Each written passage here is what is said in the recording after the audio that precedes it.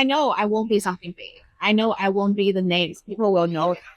That doesn't matter because the real world is most people or the majority of people doing the work without name. One, two, three. Action! Hello everyone, welcome to I1IP, where I interview 100 international professionals. So the aim of this program is to share the experience of international workers here in Australia and explore how they find their identity, culture, and fulfillment. During this process, I hope we can all connect and find our own place and voice in this field. So this is our first episode, and now we are in Castle Hill RSL, and we have our first interviewee, Jie. Hello. Today our topic is the definition of success and fulfillment. So Jie, can you please introduce yourself? Hello everyone, my name is Jie. I'm from Qingdao, Shandong, China, and I grew up in Qingdao. And then after 5 years bachelor study, I moved to the Netherlands to study landscape architecture and planning. I got my first job in China, so I moved back. Started as an urban designer in Acom. I decided to change my career to fashion industry for H&M. Then me and my husband felt we just need a little bit difference in our lives. So he applied the Master of Architecture in UC Berkeley. So we moved to Bay Area, San Francisco, and we had our baby, Liam, there. And after that, we got a job in Australia. So we moved here, and here we now, and we've been here for 3 years. It's a very adventurous journey for you. Really complicated, Yeah. It will be the first time for you to hear me say this. I think you are a very successful person in terms of playing 3 roles in your life, being a designer, a mom, and an international worker. So how do you manage to balance these 3 roles? Well, I'm not sure if I'm successful, but thank you for sharing this nice word.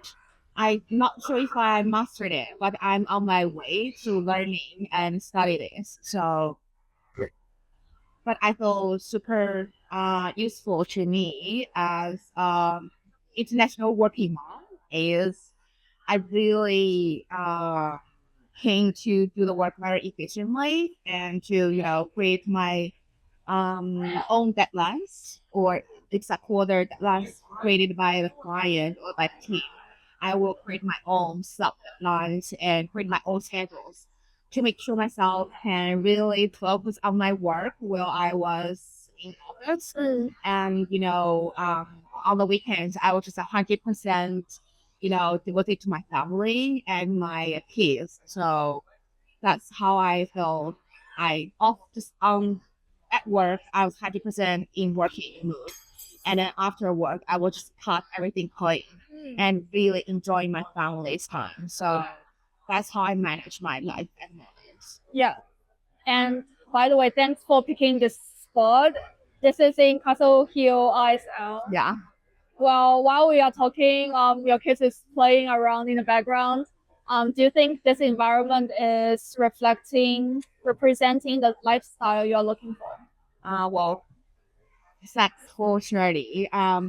I'm sorry for bringing you so far away to the hills area. It's a nice area. Yeah, it's more family oriented area in city, and we feel it's kind of the representative neighborhoods, which people really have their working life and then their family life here. So I would say it's a good example. So back to our topic. Speaking of success, what's your definition of success in your current stage of your career? And has that been changed while you grow? Um, well, at this stage, this stage means I'm already almost 40, and then my kid's already 5 years old, and my focus is somehow half work, half family. So I think at this stage, I will circle back to what you asked before. Success means to me means if you can master your work life and your family life is a way I define success. Yeah. And it definitely changed over the years because when I was just graduated from school, got my first job, my whole family, my parents define success by, how much money you make and what's your salary, what's your title. Yeah. Um, so Like money and fame. yeah, exactly. Good conclusion. And then I think things started to change since I moved to States because there we have a lot of friends, and every time you hang out with a, you know, you just realize the people have their work as one small part in their life, and while their most passion is in their own hobbies, and either family or sports or social services, all these different things. They can feel the accomplishment in their own sphere. Yeah. So that really changed my mind. I was like, oh, so success doesn't mean you make enough money.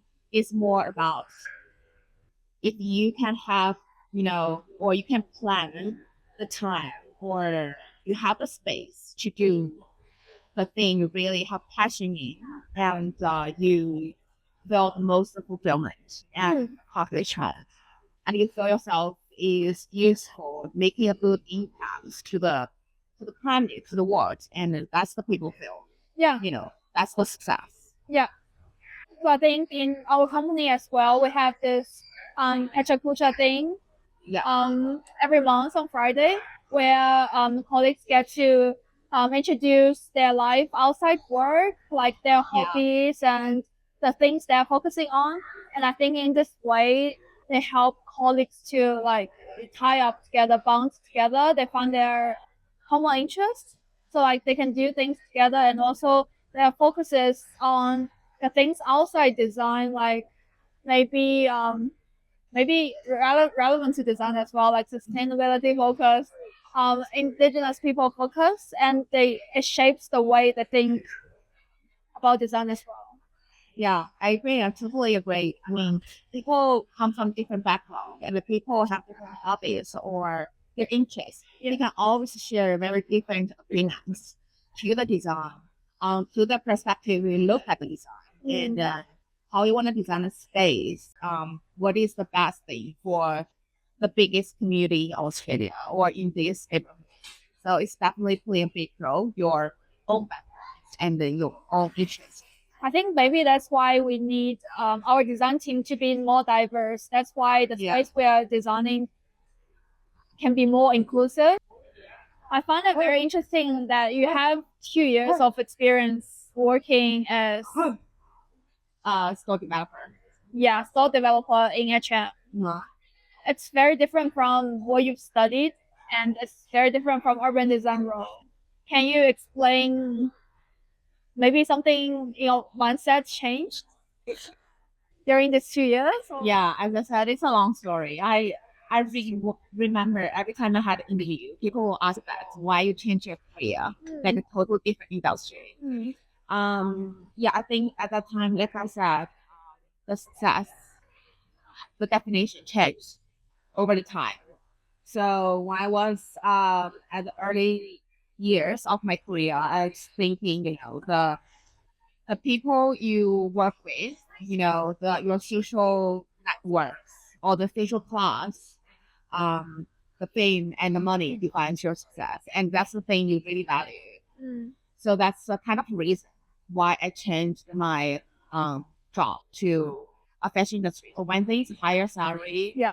Second thing is, it's just quite fancy in a design in a fashion industry. You have a lot of events, a lot of social connections with the developers. Second reason is I I practiced urban design for about 5 years, and at that moment, I was a little bit, questioning myself: Am I doing the right design or the right decisions while I was designing?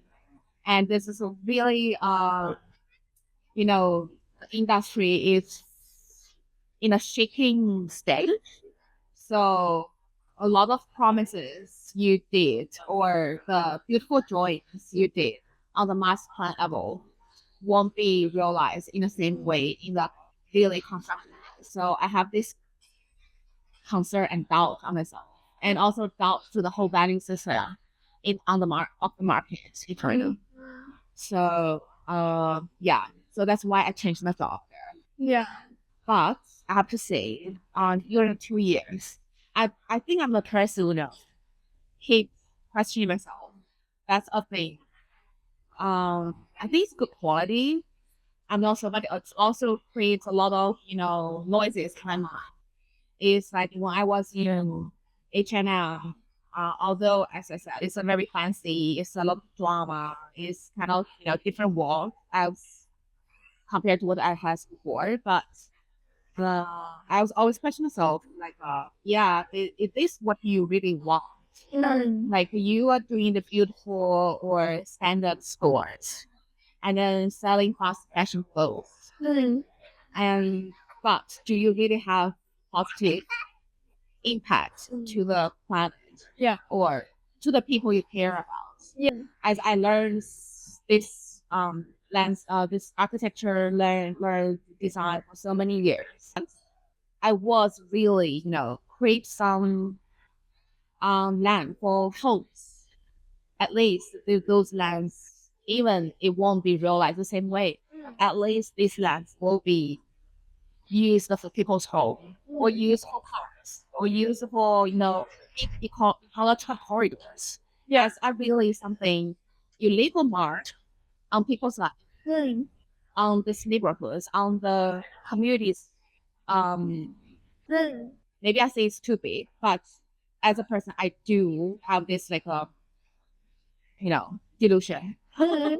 Yeah, I do have these thoughts all the time. I think it's your habit of always challenging yourself and look back to think about what's your initial idea and your initial thoughts of studying design and architecture that makes you that's the thing that makes you want to maximize your knowledge and want to make the biggest positive impact to the planet, to the community. I know I won't be something big. I know I won't be the names. People will know. That doesn't matter because the real world is most people or the majority of people doing the work without name. Yeah.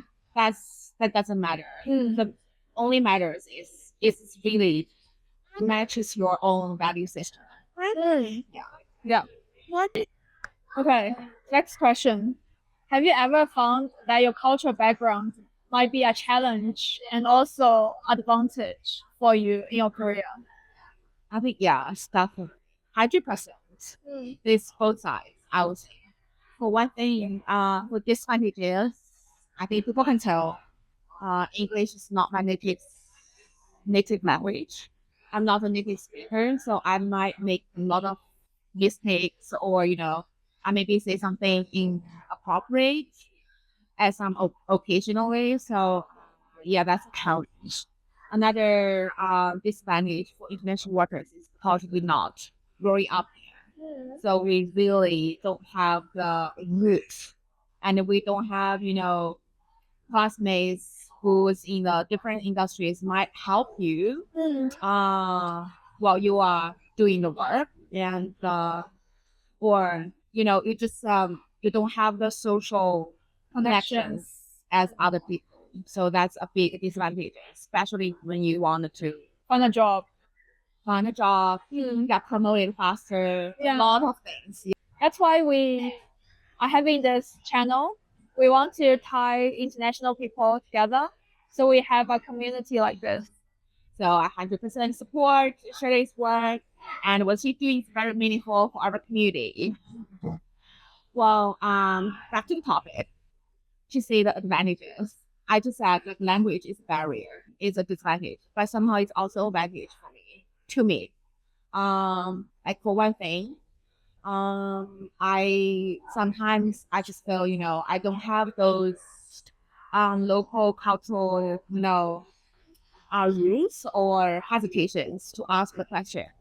I know sometimes when we're dealing with developers or dealing with the consultants, as a team, we all know there are some critical questions we want to ask. Yeah. It might be sensitive. It might be people have a hesitation to ask if it's too soon to ask, or if they want to rephrase it in a very polite way, and I will say it's pretty vague sometimes.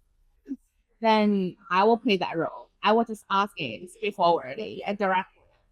And that's also the comments I got from my boss is like, Jie always asks sharp questions, give the sharp presentations. So a sharp question back to the topic we had before. So do you think high standard of our working quality, that might be a potential obstacle in terms of work-life balance?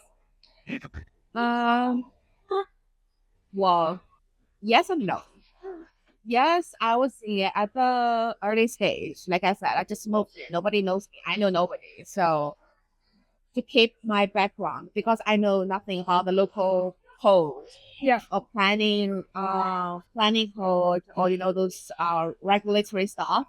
So I need to spend more time than the local people. So this means you need to double your effort than your peers.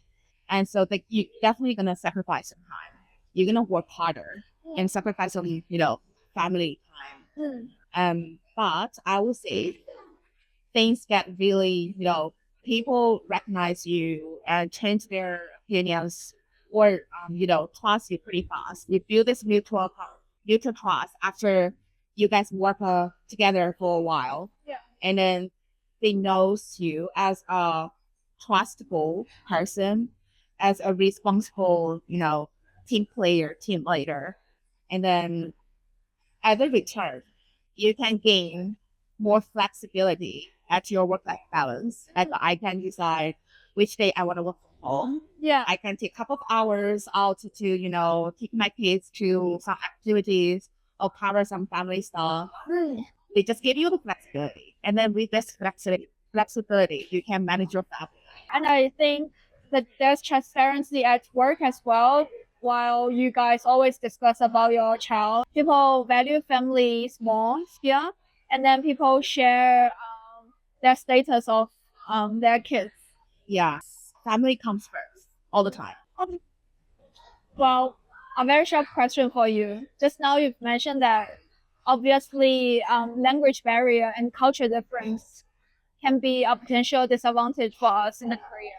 So as a leader as well in your career, do you think these can be the limitations and obstacles for you to be a leader? I would say it's not necessary to be an obstacle. Yeah. I if I think about leader, I won't think the leader is giving people giving orders or assign jobs. I would say leader is more about the influence you have to your team members. The leadership the message you deliver is more from everyday work you've done.